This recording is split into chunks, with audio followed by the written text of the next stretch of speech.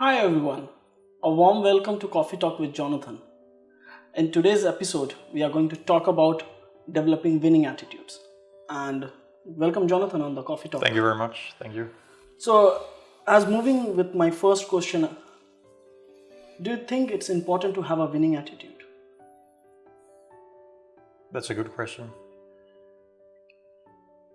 I think it depends on, how do we define a winning attitude. So, how do we define a winning attitude? What is a winning attitude, right? I think people who knows me might define me as a person with a winning attitude, but I think it's very different from, I think it's very different from, it's a kind of subjective thing also, right? So if a winning attitude, and by asking this question, that you mean a winning attitude is a winner, someone who strives, someone who pushes himself, herself towards a certain goal, and whatever happened on that route, on that path, you will rise and you will stand up again and you will move forward even when you fall, right? Yes. Or fail. So yeah, that's a deep integrated part of my mindset, I would say, and I actually believe when you look at successful people, again, what is a successful person, right? But if you look at successful people, I mean people who has reached high and actually got to that point. So they had big dreams and they have actually realized those dreams. If we should define success as that. Okay. No matter what success, it's again subjective, right? Success, what is that? It's subjective, right? It depends on you, what you define, right? Yeah. So, but if it means success that you have a dream, you have big goals in life you want to reach, and success is then when you reach that goal, you realize that goal, you realize that dream you had. If that's success, combined with a winning attitude, I think if you look at those people who has actually reached their goals in life, and in that way are successful, I think most of them could be defined as winners, meaning having a winning attitude, because it's damn difficult to reach your goals.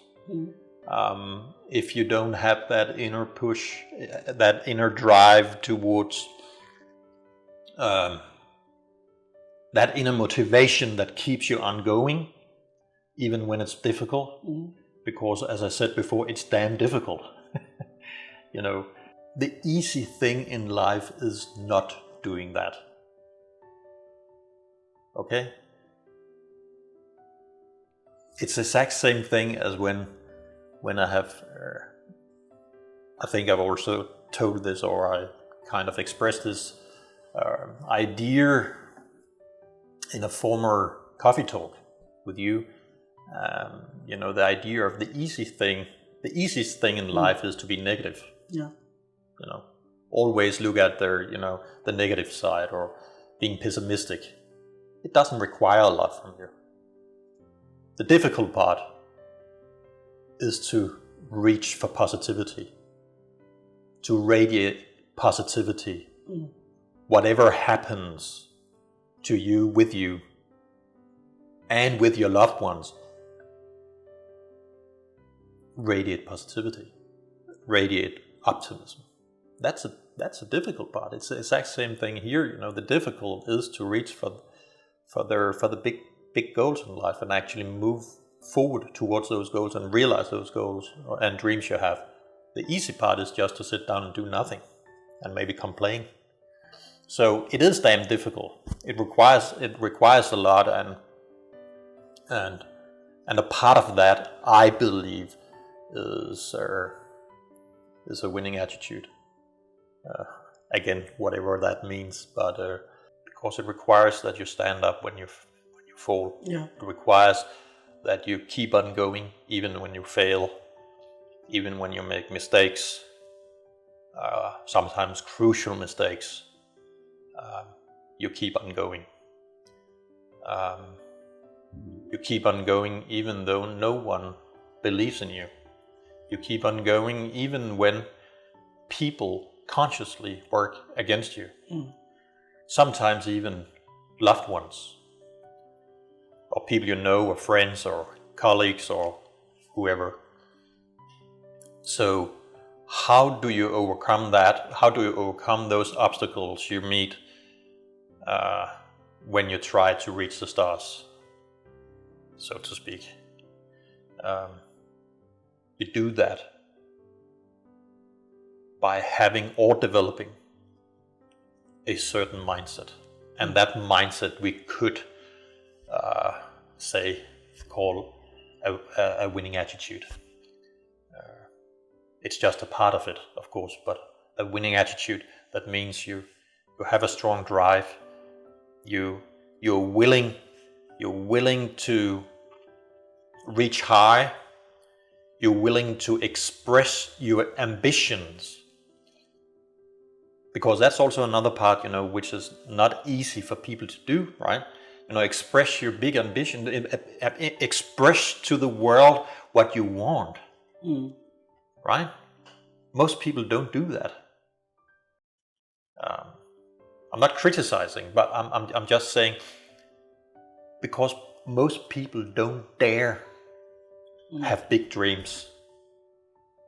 Maybe have big dreams, but they keep them to themselves, and they never begin to walk that path towards realizing those big dreams, which is sad, because all people has a huge potential, and all people, I believe, has the ability or capability to actually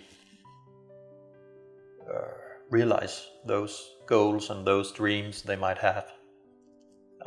So it is sad from one perspective that a lot of people just keep dreaming, if you know what I mean, but never walk the path. And but I actually think it can be taught. Meaning, I think you can learn. I think you can learn to both be better at taking that risk, because that's how we feel, right? That's how we people feel when we begin to reach high and begin to walk that path. It's risky, right? You take chances, right? And there can be so many, psychological obstacles within yourself that don't want you to walk that path. And, lack of self-confidence, self-esteem, or lack of ambition, lack of belief, lack of drive. There can be so many traits within you that works against, or just lack of your own freedom. And with that I mean, in many ways, and to a certain degree, I believe all of us are, caved,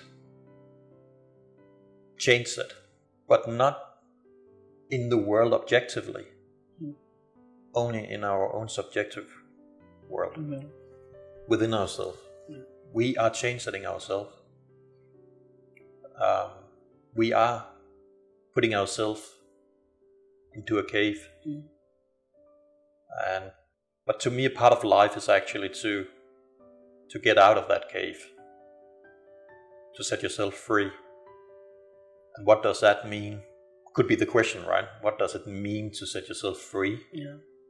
Often we think setting ourselves free is free from other people because they are the one who changes us. No, you are the one who changes yourself. You're the one who put yourself into a cave or stay in the cave.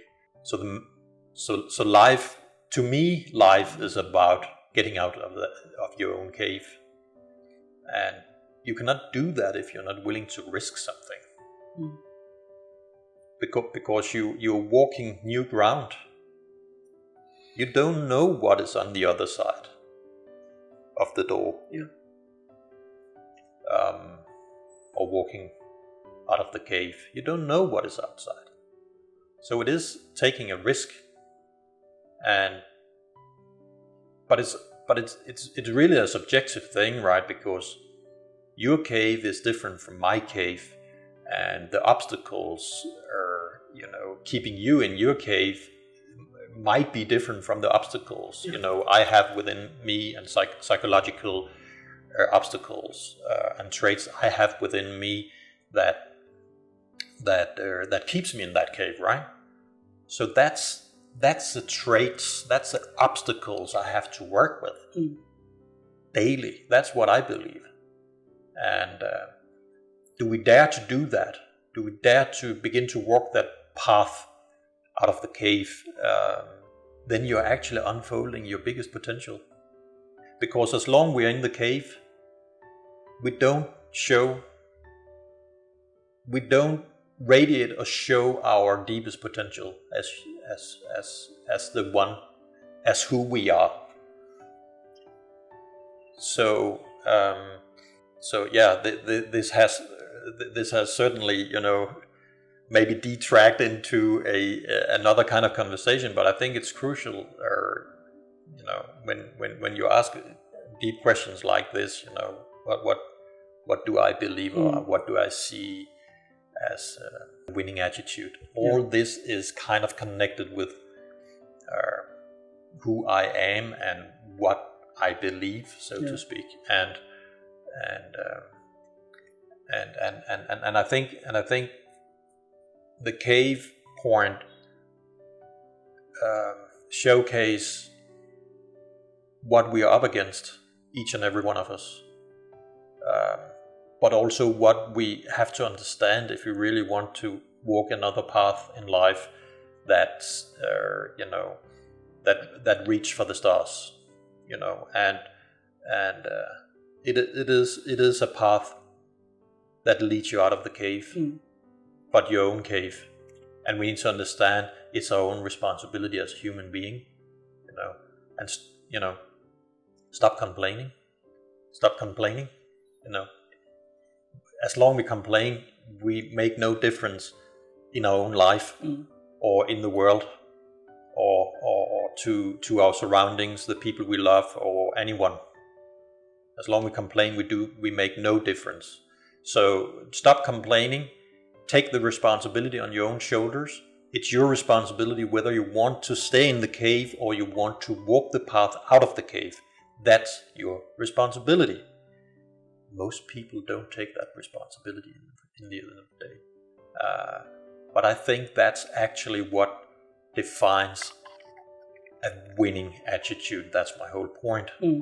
That's those you would define as people with a winning attitude, that actually strive high, that actually reach for the stars, that actually want to realize their big dreams or big goals in life, and are not fearful. It's wrong to say not fearful, but fear doesn't stop them. They are not afraid of failure. A lot of people talk about courage. What does it mean to have courage? Does it mean that you don't have fear? No. Courage has nothing to do with fear not present. Courage is actually the opposite. Courage means that you have fear, but you walk against your fear. You don't listen to your fear. You do it anyway, even though you're fearful.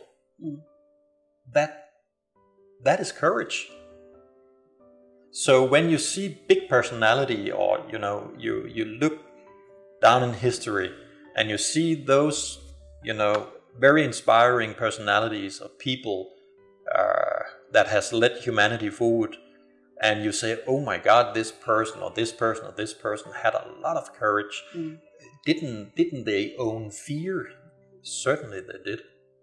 Courage is not that you don't have fear. Courage is when you have fear, but you don't listen to it, or you don't let it lead you, or define what you should do, so you actually do the opposite. That's courage. And that's extremely inspiring. And courage is actually connected to the same thing, because you need to have courage to walk out of your own cave. And that's why so many people stays in the cave. And that's why so many people don't reach for the stars, or don't consciously decide, I want to realize my biggest dreams in life, or my biggest goals. Day by day, walking towards that, realizing that, reaching those goals. Because, as I said, the easiest thing is to just stay in the cave. But while you mentioned that it is possible that people can develop and learn. So, for example, if I ask like, how to develop this winning attitude from an entrepreneur point of view, or how to learn this? Yeah, that's a fantastic question. I was just, reflecting on how did I learn it. But to be honest, I think I have had it all my life, as long as I can remember. Even as a kid, I had a strong winning attitude. I had or winning mentality. That doesn't mean that I haven't developed it. It doesn't mean that I haven't become better at it, or hopefully also more balanced. Because remember, the flip side of a winning attitude is that you listen to no one but yourself. That's the flip side of a winning attitude. People with a winning attitude are typically very strong individuals, and where it derives into a negative side is when you don't understand the necessity of the help from others, or you believe that no one else matters, or you are the only one who can do this, or you are the best and everyone else on the planet is are just losers, or something like that. Traits traits on the flip side that you sometimes can see from people with a very strong winning attitude. I believe you need to balance that, because of course it's not true. So it's something that you create in your own mindset, because you can see that you follow a certain path, and most people might not follow that path, right? So you might even end in a situation where you define yourself as better than others. And that's of course not the case. You're not better just because you have decided to walk the path of realizing big goals in life, or reaching for the stars. You're not better than others just because you have realized that you have chainset yourself, that you have caved yourself, and now you're trying to get out of that cave and realize your biggest potential. That doesn't make you better than your neighbor, just because your neighbor might not have realized that, or might not see it in the same way, or might even be in the cave and choose to stay in the cave. Does it make sense? You need to find that balance to have a strong winning attitude, you can say, or mentality, and develop those skills and traits that it requires to have that approach, but without deroute into a state of being that is totally imbalanced, because that's not the truth. Then how to balance it, or what you recommend as advice? How to balance it is, or the first step is to realize it. Yeah, you could say you have a balance. You have two opposites, right? The opposite of not wanting to rise, Yeah. right? Yeah. I stay in the cave. Yeah. And the other, on the opposite side of it, is I can't get out of the cave fast enough. I'm on that path, so that means that I'm better than those who stays in the cave, so to speak, right? This is symbolic, right? Yeah, exactly. We're talking in symbolism, but that balance is between those two that you deeply understand. So you actually, both parties here has to realize where they are. Okay. So you have to look in the mirror. You have to look in the mirror and deeply, analyze yourself, your own traits, your own illusions, and your own glamours, so to speak. Look at them. Be willing to look at those not fruitful traits you have within you, psychological traits or obstacles, and work with them. Try to balance them.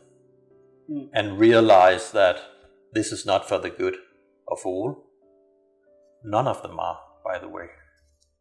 It's not good for the individual, subjectively speaking. But none of those two positions are good objectively for all. Does it make sense? Because you don't contribute to a fruitful development for humanity, I would say.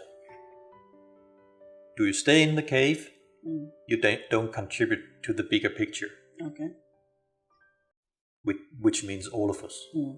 And our path as humanity. Are you here in this position? You are only serving yourself. And you're only serving your own interests. And therefore, you don't contribute to humanity. You don't contribute to the path of humanity for all of us. So in that way, you cannot be that. You cannot express that full potential you have if you don't work towards finding that balance in between those two opposites. I don't know if it makes sense, but the point here is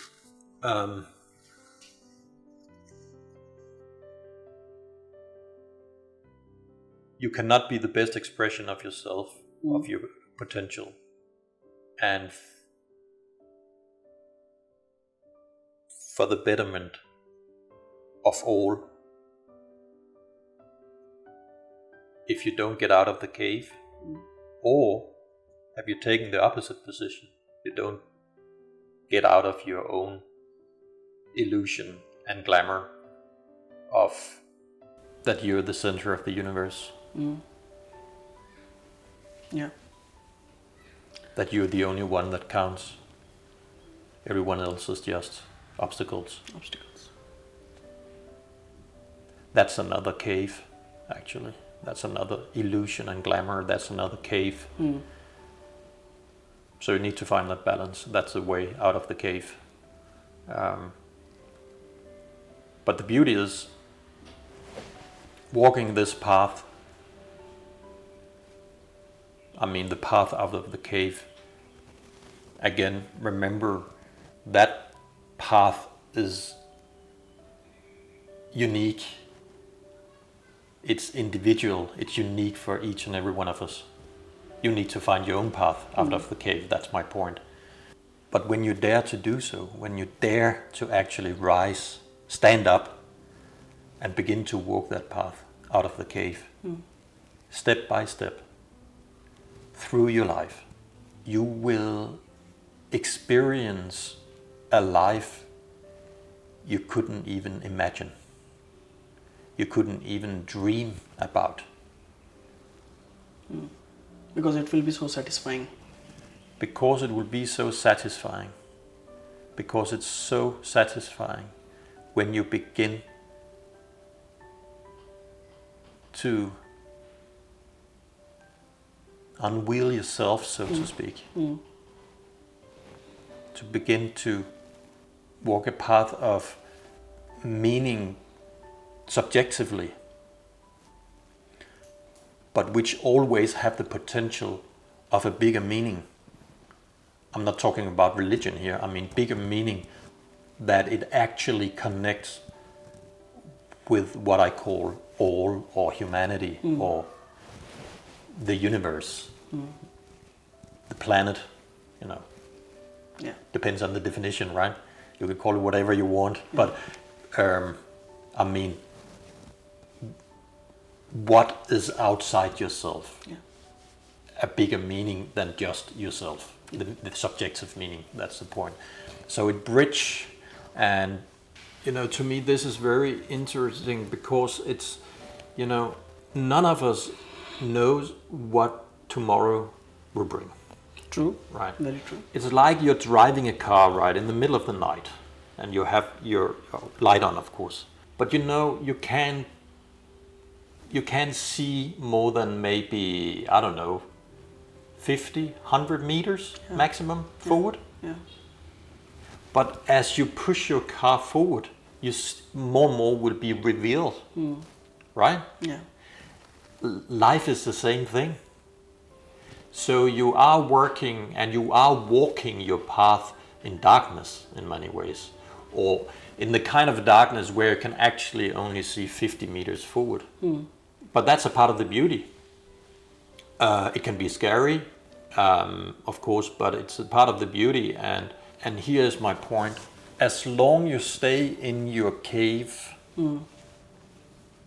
you will stay in your 50 meters view.